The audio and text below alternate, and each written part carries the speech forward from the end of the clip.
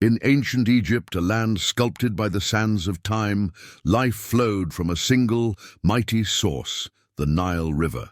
This wasn't just water.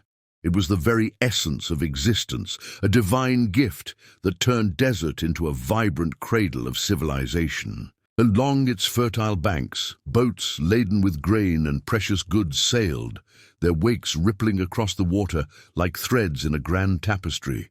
The people saw divinity in its annual flood, a life-giving pulse that nourished their crops. They carved magnificent statues of Hapi, the god of the inundation, and bowed before effigies of Osiris, the deity of resurrection, whose story was eternally entwined with the river's cycle. To the Egyptians, the Nile was everything, a god, a provider, and the guarantor of their prosperity.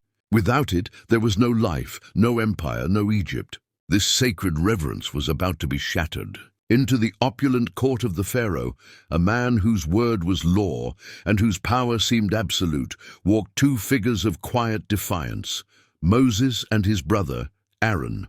They brought a message from a god the Egyptians did not know, a simple yet earth-shaking demand: "Let my people go." Pharaoh, surrounded by his priests and the symbols of his own divinity, scoffed at the request. He saw these men as mere agitators, their god powerless against the pantheon that had guarded Egypt for centuries. In a gesture of divine authority, Aaron, following the command of God, raised his simple wooden staff. Before the unyielding gaze of the pharaoh and his court, he brought it down, striking the surface of the sacred river. The moment the staff touched the water, an unnatural stillness fell. A shockwave, silent yet absolute, radiated outward.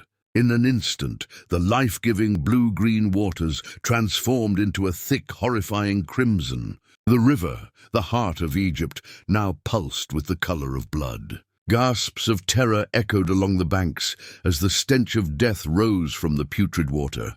Fish, once a source of sustenance, writhed in agony before floating lifelessly to the surface, their silvery scales a grim contrast to the dark red tide. The people looked on, their faces etched with disbelief and dread. In the grand temples, the stone idols of Hapi and Osiris stood silent and impotent. Their power was broken, their divine promise nullified, as the very river they personified had become a grotesque symbol of their defeat and a testament to a power far greater than their own.